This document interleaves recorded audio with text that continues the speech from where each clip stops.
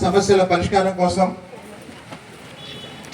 ప్రజలు ప్రభుత్వ కార్యాలయాల దగ్గరికి వెళ్ళి అందుబాటులో ఉన్న అధికారులతో సమస్య చెప్పుకొని ఆ సమస్య పరిష్కారం కోసం ప్రయత్నం చేస్తాం. ఇది పరిపాలన అంటే. కానీ చంద్రబాబు నాయుడు గారు మొదటిసారి ముఖ్యమంత్రి అయినప్పుడే 30 ఏళ్ల క్రితం దేశ చరిత్రలో మొట్టమొదటిసారి ప్రజల వద్దకే పాలన అని ఒక కార్యక్రమాన్ని ప్రారంభించారు. ప్రజల వద్దకే పాలన. పేరుకి రాజకీయ నాయకులు అధికారులు ఏం చెప్తారంటే మేము ప్రజా సేవకులు అని చెప్తారు. కానీ ఆచరణలో రాజకీయ నాయకులకి అలాగనే అధికారులకి సాధారణ ప్రజలు వాళ్ళ సమస్యలు తీసుకొచ్చినప్పుడు చాలా సమస్యలు పరిష్కారం కావటం లేదు.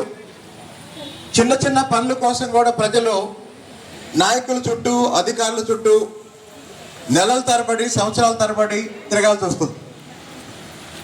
ఇప్పుడు నేను వచ్చేటప్పుడు దారిలో తిరువూరు నుంచి విసన్నపేట వచ్చే దారిలో తెలదేవరపల్లిలో కొన్ని భూములు చూసాం.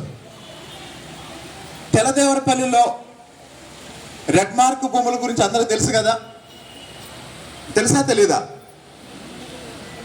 తెలదేవరపల్లిలో రెడ్ మార్క్ సమస్య.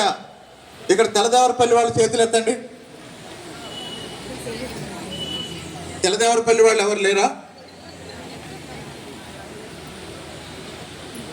అక్కడ కొన్ని భూముల్ని గతంలో ఉన్న ఒక ఎంఆర్ఓ గారు రెడ్ మార్క్ పెట్టారంట. 22A లో పెట్టారంట. అంటే రిజిస్ట్రేషన్ చేయడానికి అమ్మటానికి ఎవరికైనా ఇవ్వటానికి అవకాశం లేదు. పాస్బుక్స్ ఉంటాయి కదా. మరి ఆ సమస్య గురించి గత సంవత్సరంన్నర కాలంగా కూడా చాలాసార్లు మాట్లాడుకున్నాం.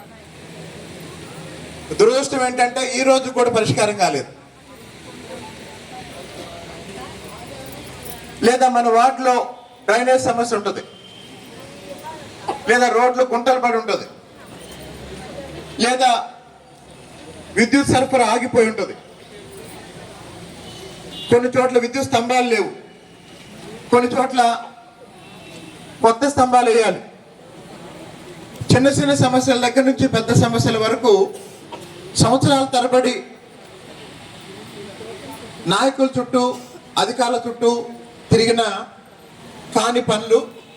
ఇంతమంది అధికారులు ఇక్కడ ఉండటం వల్ల ఒక్కోసారి 10 నిమిషాల్లో ఆ సమస్య పరిష్కారం అయింది.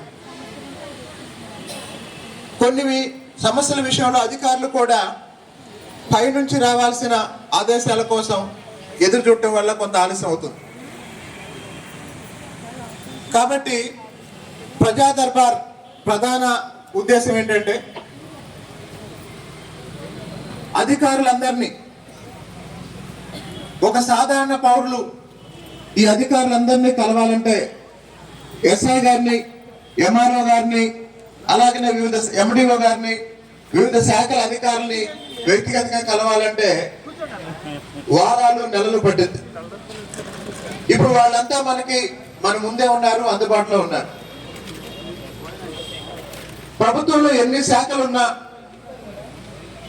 మెజారిటీ ప్రజలకి వాళ్ళ సమస్యల పరిష్కారం కోసం వెళ్ళేది రెవెన్యూ అధికారుల దగ్గరికి, మండల అభివృద్ధి శాఖ అధికారుల దగ్గరికి, ఎండిఓ గారి దగ్గరికి, ఆ తర్వాత పోలీసుల వారి దగ్గరికి.